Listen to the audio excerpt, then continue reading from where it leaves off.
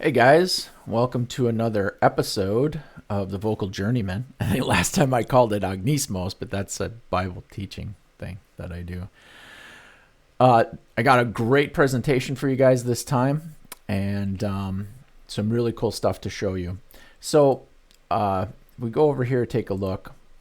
This one I am entitling What You Hear is What You Get. And in this one, we're going to be talking about, let me get this started at the start here. We're going to be talking about a lot of perceptions and other things that people have about good and bad vocal pedagogy, some insights that will help you in your singing. And I'm going to be showing you how I use some software that I'm slowly developing here. It's very, very cool stuff. So I hope you stick around for this. I hope I haven't bored you. Have I hooked you in 30 seconds? That's what the YouTube algorithm is looking for. All right, so let's get on with this. What you hear is what you get. Resonant strategies. Okay. I want to first take you guys through a web page. We're going to go look at a web page over at a organization called voicescienceworks.org, and we're going to look at some acoustic strategies, okay? And that's what this question is. What is all of this? Acoustic strategies. So we're going to boil that down into some inputs and outputs in a second. But for right now, I want to go back over here and take a look at that website. Okay, so let me real quick make sure we are up and running here. We are up and running. Okay. This is a very, very good website that has a lot of deep stuff. It tends to be very technical, very scientific, and it has a specific sort of nomenclature that you'll have to get familiar with to really get the most out of it, but I really recommend this website. And what we're talking about here is something called acoustic strategies in singing. And I'll try to go down through this page without reading everything on here so you guys can go and get in deeper if you want to. Okay. So we're discussing the vocal tract and its influence on the entire vocal mechanism. Okay. So they use the terms acoustic strategies or resonant strategies and want to touch on what those different points are. Okay. So essentially what happens is, basically, when we sing, we're going to expect the fundamental to be the loudest and others to decay. But that really is a certain kind of strategy. Okay. So the harmonics that are in your sound relative to the formants in your voice, which are the resonant boosts that come from how you shape your vocal tract, those two things are interacting and they produce distinct kinds of sounds that come out of your voice. Okay. Some resonant strategies will boost different harmonics in the pitch that you're trying to sing. Okay, so they're going to talk about first formant resonant strategies. I like to go over, if I'm going to talk about this to start with, we're going to simplify it down to what Ken Bozeman calls hoop and hey timbres. Okay, so the hoop timbre is the ooh, ooh, ooh, ooh, ooh vowel kind of a thing. That tends to give you this decay from the fundamental, and it tends to be associated with head voice. It also tends to be associated with almost going falsetto. Okay? That's what hoop timbre does for you. As you take a look at the picture they're showing you here, it really strengthens the fundamental. That's hoop timbre. And hoop timbre typically doesn't feel... It's hard to do hoop timbre really low. Some people will associate this with head voice, but it's quite a bit easier on you to do it higher up because it is a ligament dominant. So as the chords stretch, hoop timbre doesn't require them to create a bunch of mass under there in order to make the hoop sound. Hoo, hoo, hoo, hoo, hoo, hoo. Okay, you can do that. You can go through it. The other timbre is what's called the hey timbre. This is Bozeman's. I'm pretty sure this is all Bozeman's nomenclature. If you go ahead and you say, hey, hey, like that, that is a different kind of timbre. And what that tends to do is it tends to emphasize, well, the way most people do it is it tends to emphasize the first harmonic. So it raises the first harmonic. Let me go over here and show you guys this on, let me go over here and show you guys this on, in Reaper so you can see it.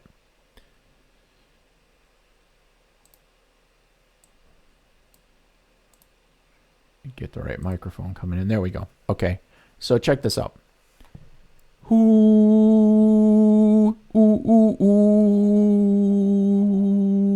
ooh. See the fundamental. Now, I showed you guys the other day that ooh,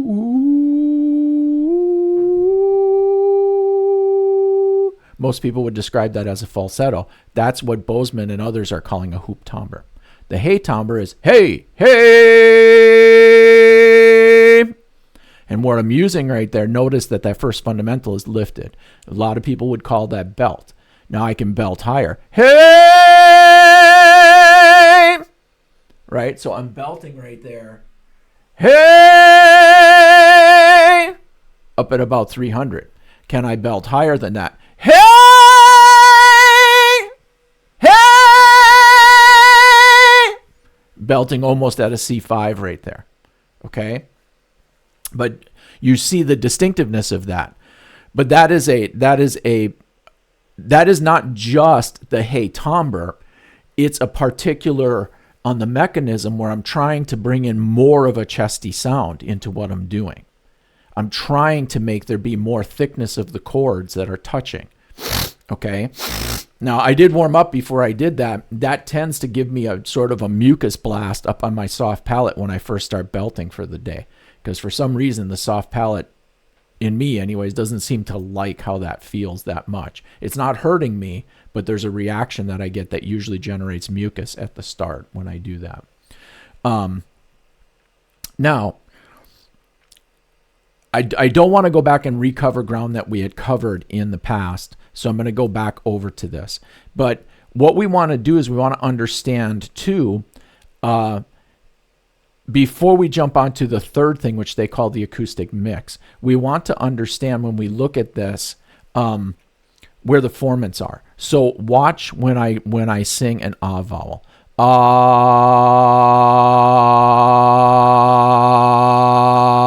Notice where the particular sort of big waves are in that. The little waves, those are the overtones in the voice. The lowest hump being what we would call the fundamental, but that's not always what we hear. Okay. So here's what we're talking about. If I do an ah vowel, ah. If I do an e vowel, e. See the dramatic difference there? How it scoops out in there? Well, basically, if you take those big hills that are there, those are considered the F1, F2, etc. formants. And there are higher level formants. Watch, I'll do E again. E. Now I'm going to try to take that E vowel, I'm going to try to roll it over the top of its own formant. I'm going to hit a pitch, try to make it be higher. E.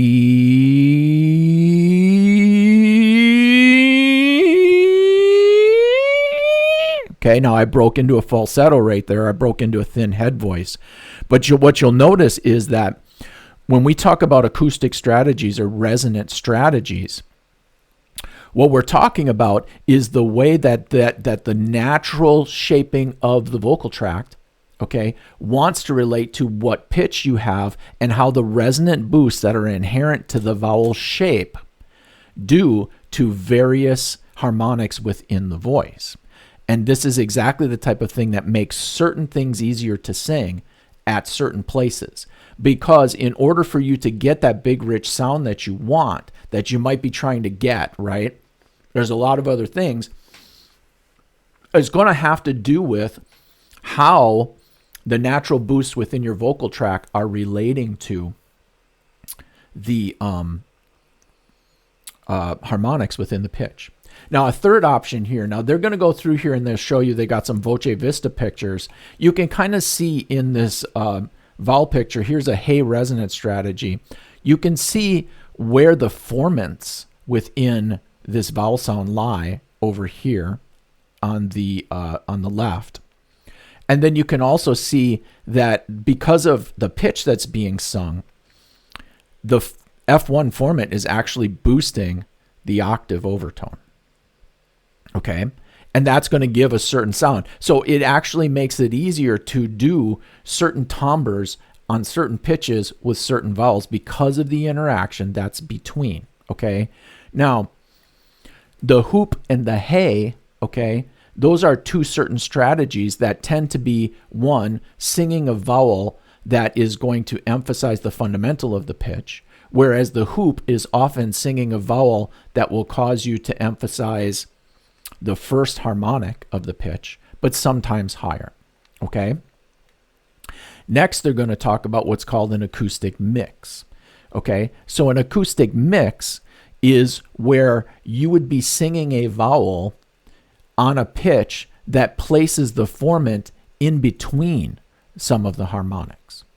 So let's take a look here and see if I can do this with my ah vowel.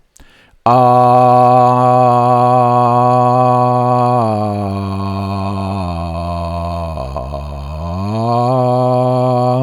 Okay, I'm going to have to pick a little higher vowel here. Let's see if I can do E.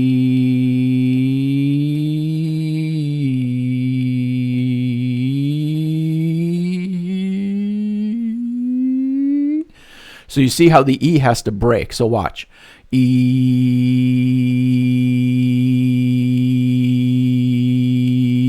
So I'm singing a relatively low pitch here. It's about a C2 or something. E. And you can see the first harmonic boosted, but that boost is actually coming because it's hey.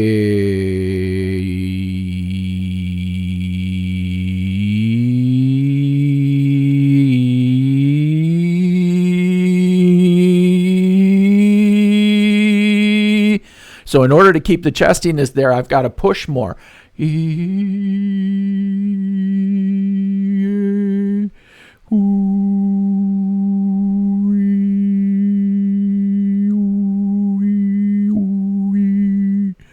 Watch these regions up here above 2K as I change the vowel.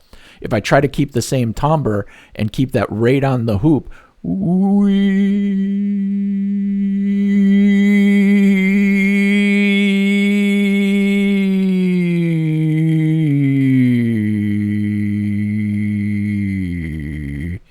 so I'm going to try to put that bump right between those two.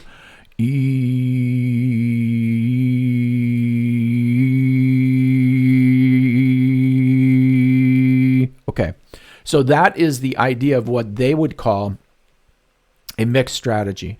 Those are not the only variables that are involved, okay? But you'll notice if you listen carefully to the tones that I'm generating as you're watching those harmonics within the voice adjust to the resonant boost that's in the E vowel, okay? Those represent strategies that they call the hoop, the hey, and then an acoustic mix, okay? All right. Basic ideas right there to consider. Let's get back to our stuff here. I encourage you to go read that website. It's a very, very good website. So, but what is all of this, right? Let's try and boil all that different ideas there. That's looking at inputs and outputs. We've got an output. Let's boil this thing down to inputs and outputs. Let's talk about inputs and outputs in singing, okay? The inputs to singing are support, formants, as I showed you, the shape of the resonant chambers within the vocal tract that we perceive as vowel sounds, essentially, okay? There's also a thing called vowel relativity. I'm giving it that name. Other people say other things about it. What we're talking about is secrets you keep from the audience where you can sing and use the front shaping to give the appearance of a certain vowel, but in the back, you're really singing a different vowel, okay? But what the reason this happens is because in all vowels, there's really down at the basis of all vowel shaping, there are vowels that are more neutral or that tend to be close enough to one another that a person will still perceive what you've said. And on the website, they give the example of how Bostonians, New Yorkers, and New Jerseyites say the word park. Going to the park. going to the park. Okay. This happens across the spectrum of vowels, that there are certain vowels that just kind of are close enough. Okay. Another input, of course, that we have is pitch. Another input that we have, of course, is relative amplitude. So dynamics within the vocal sound, quiet to loud, and how those things interact with all of these other components. All these inputs are connected to one another in a sort of matrix of influence. Okay. Twang and squealo. I got squill here, but squealo. Twang is when you basically you bring the back of the tongue down a little bit, or I don't know if that's the only mechanism that does it, but you kind of slightly close the epiglottis, that it's almost a little bit of a swallow. And what that does is restricts right above the vocal cords in a way that it can affect and highlight certain overtones within the pitch. Squealo, I believe, is actually a narrowing of the pharyngeal passage, which itself can also be used to pick out overtones within the voice and change the timbre. Okay. We also have as inputs which basic mechanism we're using. Okay. Are we using a hey, hoop, or a mix, an acoustic mix? Strategies going on. Now, the hey and the hoop are actually more fundamental than just a strategy for placement, because those represent the amount to which the TA muscles are engaged as we go higher. So the TA muscles and the vocalis muscles are actually that thing which is always touching, okay, more or less, but there's a ligament in there that gets stretched by the impact of the TA muscles, which are moving the larynx and causing there to be a stretching. Okay, so there's arytenoid cartilages in there. There's little bones that move together, and they stretch the vocal cords to make them thinner in order to produce higher pitches. So it's a misnomer to think of hey and hoop as being completely opposite or unconnected things. The vocalis and the ligament are there all the time. And the question becomes, in terms of which one of these two modes are you emphasizing, how much of the thickening, the TA, are you getting as you go higher? And what is reasonable to expect? There's no way for you to have the thickest chest voice that you can imagine coming out of you when you're trying to sing an E5. It's something that just simply won't happen. You can give the appearance of it by adding distortion and other things. And I did not put distortion on this list, but I should have put it on here. Vocal effects, okay? So you can make an E5 sound bigger and thicker by adding certain kinds of vocal distortion to it, okay? But that is not the same thing as a real solid, A3, A4. A4 is going to be the break for most guys, but A3s are pretty much center of the chest voice for most guys, and they can make them really sonorous and really big sounding because of just primary engagement of the full TA interaction. Okay, so these are your inputs. And I'm breaking this down like this because I'm about to try to make a point for you about something that could help you learn how to sing better. Help me learn how to sing better. Still a vocal journeyman, remember? Nasality is another input. How much air are you letting go through your nose? Now, it's not considered a good strategy by most people, but in some styles of singing, that nasal twang, you gotta get the nasal twang going. If you don't get the nasal twang going, you won't get the sound. Okay? And a lot of country people sing that way all of their lives, and it doesn't wreck their voice. Okay? So, could it? I suppose it could if you really go extreme with it. But there are some sounds that definitely are that way, and there are some singers who have more air coming through their nose than others. All right? Certain older styles, like I think opera and that, you definitely don't want air coming through your nose. Okay? Okay. But squealo is an Italian term that has to do with the narrowing of the pharyngeal area. Okay, so those are inputs. Outputs, we get sound coming out, right? Is it what it appears? Is the sound that comes out of your mouth what you think it is? This is an important question for you to ask, and I'll give you 2 reasons why it probably isn't. The one is the fact that you hear your own voice through your head as well as through whatever feeds back to you. So if you want a truer representation of what your voice sounds like, get a sound system and get a clean sound coming through there, coming back to you. And you want it to be literally as faithful as possible to the sound that's coming out of your mouth. No reverbs, no anything like that. All that stuff that we do to make ourselves feel like we sound like our favorite singer. Okay, I'm not saying don't do that. Encourage yourself with that, right? Because that is the line in between that will help you understand that you can sound like your favorite singer. You can be a great singer, because once you take a good foundation and you add to it the right effects, it's going to sound unbelievable. Okay? EQing and other things like that. But if you go dry sound and you get it coming back to you through your sound system, you're going to be able to get closer and closer. Some people say, do this, and you'll be closer to hearing your voice the way that it actually is, right? No, this is how I should sound to other people. Do I like the sound of that or not? Okay.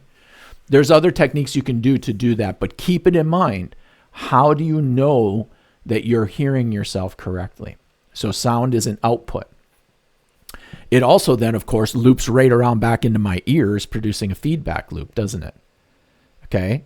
So audio feedback that comes right through my own ears. Sound equipment in the middle. Visual feedback, use a Voce Vista. You can look at the spectrum. I've got a software I'm developing that is going to basically create a spectrum that gives a certain view of the spectrum and will help track the harmonics that you're singing. Okay. So let's go back to this. I don't know why I did that. This is a little haphazard, but here's some other factors. As I just said, you can't actually hear yourself objectively. No matter what, you will never be able to completely eliminate from your singing the fact that you do hear yourself through your head. So even if you have a really loud system blasting at you, you will not be able to eliminate with your ears that interference. Your ears are hearing a signal that's coming from the room and a signal that's coming through your body. So you will learn what good singing sounds like when other people give you feedback. This is why I believe that visual feedback is very important to training, because through visual feedback, we can actually pull a sample in and analyze that sample, compare it to your voice, and give you a visual way to know when your muscles are doing the things that make the harmonics match with a desired output. In other words, we can actually get around the limitation of you being inside your own head by giving you visual feedback that matches objective reality. That's where we're going to be going. All right, so here's some other factors though that come in, of course. Feedback between inputs and outputs in time, okay? Time to think versus time to react and have emotion. So when you're in the middle of singing, if you get too technical about how you're thinking about what you're doing, you won't have time to think. See, this is a problem. That's why when we learn how to sing, that's why a lot of guys, you go out there and you're like, well, I'm going to sing some Steve Perry today. But you never, ever get Steve Perry because he's singing just completely naturally the song as it appears to him and interpreting that in real time. And you're trying to think about Steve Perry while you're singing. Okay?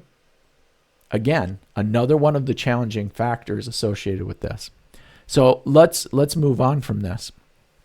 I want to talk about vocal pedagogy as it exists out there in the marketplace. More specifically, of course, it's all on the internet now, right? There is still a marketplace that's at the level of the colleges where you would go and be trained, and there are some very dedicated, very caring, and very grounded people who are sitting as the heads of music departments and teachers in different universities. But there's still room for all of this to improve and get better. So I thought I'd show you guys a picture here of the sort of spectrum, the pedagogical, which means teaching, the pedagogical spectrum that you'll find out there. You're going to have two sides to this. On the one side, you're going to have what one would consider to be heuristic models of how to sing. And a heuristic model is essentially this.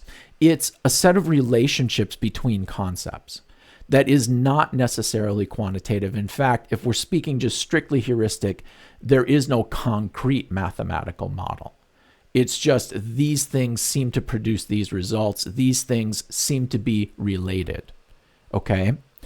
This is nearly, there's a lot of things that are like that. CVT, HVT, SLS, the mysterious and mythical bel canto, those are all that way because they came up at a time when there was not, they either came up at that time or they are built upon the foundation of traditions of singing that could not rely upon spectrograms and other sorts of sticking a camera down your throat and all that kind of stuff. There was not much knowledge in that early days of exactly how the voice worked, okay? And so there was a lot of objective and subjective feedback mixed together that wasn't based in scientific fact, okay? On the other extreme of this basically pedagogical spectrum, you're going to have the scientific, the more technical or even clinical approach to singing.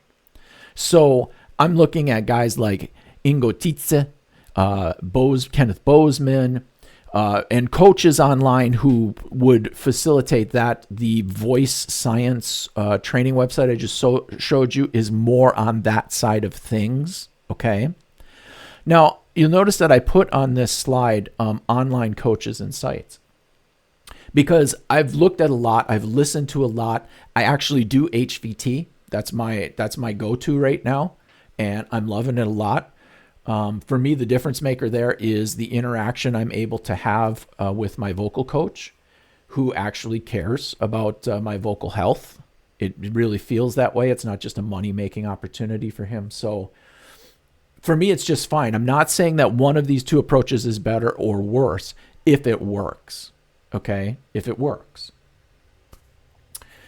So long tradition on the heuristic side often builds these standards. Some of them are new. CVT is like a whole new kind of, it's not without its reference to maybe science and all this other stuff, but it's a new model in some sense of how to describe the sounds your voice can make. Complete vocal technique. But the online coaches and the online sites do tend to be more toward the heuristic, more toward the traditional.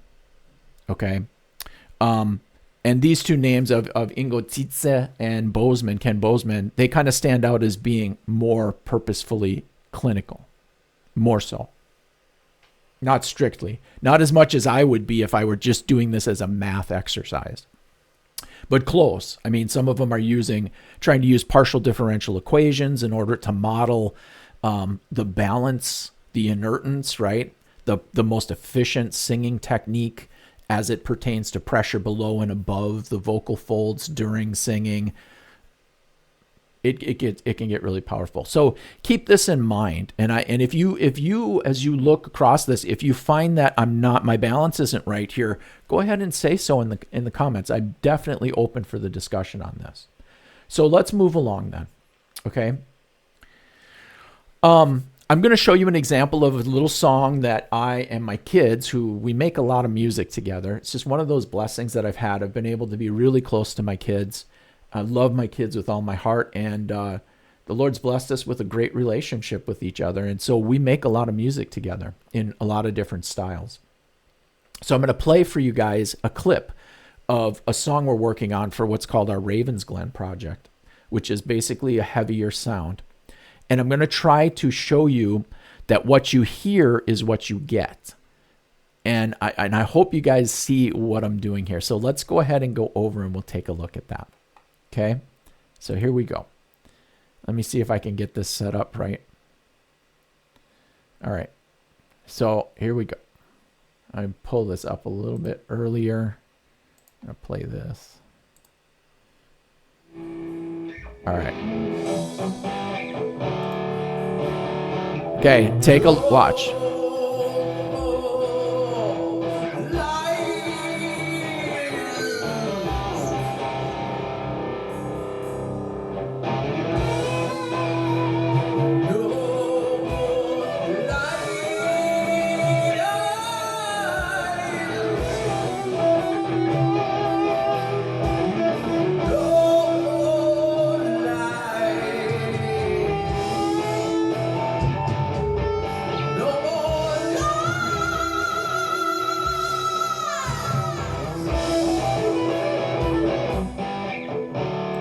Okay. So if you watch that, when I hit that E5, so I'm going to pull that up again. I'm going to hit the play, and then I'm going to keep it down. So you can see I'm going to loop this right over the that E5 that I hit. Okay. Now, notice that this actually fools. If I go over to the Retune plugin, you'll notice that that E5 actually fools the plugin into asserting that I'm singing an E6. It comes off as sounding like an E6, but my fundamental is an E5. See that? The fundamental's an E5, but the highest harmonic in that is the E6. In fact, the difference is so much, it's almost 20 dB difference. That is a belt timbre essentially on, it's a belt timbre with a bit of twang, a bit of closing of the epiglottis that is emphasizing the first fundamental so much that it's basically a high belt, and it deceives your ear into thinking that you're hearing an E6. Okay, now some people are going to argue with me. Let's have that debate, because I'm trying to prove to you that when you say to somebody, he's hitting an E6 right here, it could be, in fact, you could almost artificially do this. It wouldn't sound the same if you went and you used digital tools to suppress. Basically, if I EQ'd that down so that you couldn't hear anything less than the E6, it would stand out more, okay? I could probably do that even with a hoop timbre. I could get in and use plugins and stuff to manipulate my voice so that we emphasize particular harmonics within it, giving it the impression. But I want to, just leaving that for what it is, I want to get this impression from you. I'd like to leave this out here as a question for you to get your impressions, if you care to engage this discussion, of why it is that the eye works so well for this. Right? No more lies! It works so well for it because the I formant structure boosts me right there. The I as a vowel structure with its formants gives me that boost and makes it easier. And then when I add a little twang and I add a little bit of a belt mechanism to it, I can actually give the impression of that. Now, I haven't done this to anybody yet, but I would guess, that if I were to take that note right there and ask almost anybody, what note am I singing right here? If it's good enough to deceive the software, it's probably going to, quote, deceive the listener. The listener will be like, that note is crazy high, man. How'd you get so high on that note? But I didn't.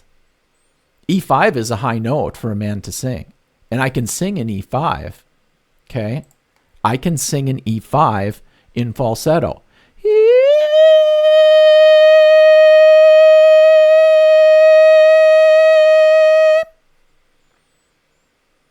Okay? Now that some people would say that's head voice, I'd say that's a light head voice, almost leaning toward a falsetto. Okay?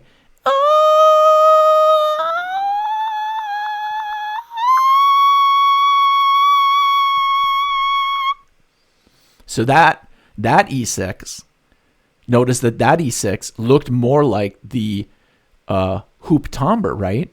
Because I put the fundamental right over the place where the I would boost it.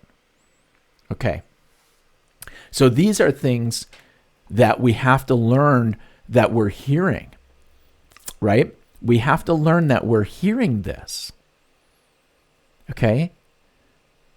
When you listen to your favorite singer, if you were to take and bring their track of them singing over here and look at it in the spectrogram, right? You would be able to see the strategies moment by moment that they're using. And as I build this software, I'm going to make it so that when I pull that sample in, I'm going to compare all those peaks. moment by moment, and you're going to be able to see a color band here that will help you know whether you're singing with the strategy that your favorite singer is using when they sing, when Bruce Dickinson comes through and he's like, "White man came across the sea." You're going to be able to look and compare that and see, what are you doing? What is he doing? And I'm really surprised that we haven't just nailed this thing down, honestly, in the last 55 years. But maybe it's because technology has needed to come along to the point where we can get after it. Okay? But let's, well, I'm going to let her go for today. So I want to finish with this and leave you guys to think about that. Okay? So I am singing an E5 on an I vowel. I kind of, the I kind of helps me roll into that, actually. Okay. And of course, the first harmonic is 20 decibels louder than the fundamental. It gives the ear the appearance of an E6. And it as I said, it fools a retune plugin. So would you say this is a trick, or is it a resonant strategy? Okay. Is it a resonant strategy? I'll leave that out there for you to think about. And I'm going to be interested to see how many vocal coaches, if they just listen to that, would be able to recognize that without any help as being an E5 fundamental with a really, really boosted first harmonic. Okay. It will sound different, right? It will, as I showed you, when I went up and rolled up and threw that E6 out there in the more falsetto or really light head voice, it sounded different. But those are the things that your ear is hearing as you listen to people sing. And that is the framework in which all singing has to happen. Those ideas and concepts that govern what pitches can be sung on what vowels and what strategies to adjust the relative boosts of harmonics within your voice. Nobody else is doing anything different than that. Nobody else. Now, is it possible that a person who sings really just from their heart, and that they're going to be able in moments to feel more? Yes. There's an important aspect that emotion and freedom and a relaxed technique can bring to you in the moment to do things that, if you're thinking about it, as I mentioned, you won't be able to think about it fast enough to do it. It's almost like you have to just do it. Okay? But that does rely upon, good technique at the start. So let's finish this up. So that's why I want to play this out here. What you see is what you get is an old thing from programming, in which a lot of development suites for software are drag and drop, where you're using a graphical interface to do it. And they would say it's what you see is what you get. In other words, you're literally building the graphical interface as you program. I want to throw this at you as a term. What you hear is what you get. Okay? What you hear is what you get. And I mean that in the objective sense. I don't mean it in the sense of what I hear as a singer is what I get. It's what they hear is what they get. And so my resonant strategy of this or that, that's all choices that I make, right? But if there's a resonant strategy that allows me in certain notes to allow them to hear a pleasing tone, a pleasing pitch, a pleasing timbre, if they liked it, that's the end of the story. What you hear is what you get. Okay. Now, I know that that's not entirely true, so let that beg the other question of the people who manipulate their voices using modern techniques to make them sound so much better than they actually do, that you might wonder whether they actually can sing or not by someone else's standard. Okay? That's a whole nother discussion. But keep that in mind. On the positive side of learning how to sing, keep that in mind. So here we go. What you hear is what you get. Here's the one thing I want to leave you guys with for today, and I hope you really buy into this, because this is going to set you up for a future of fantastic adventures in singing. Good technique is non-negotiable for long-term vocal health. So make sure the system that you use and the coach that you have values Both have inherent aspects of valuing your vocal health. Okay? So keep that in mind. Until next time, God bless. I hope I was able to inspire you to see that you can understand singing at this deeper level. It's not an infinitely deep pool to just keep having to go deeper and deeper. There's a point at which you pretty much get it. You get the lay of the land, and now you can start working on how to navigate the landscape. So be encouraged, and until next time, God bless.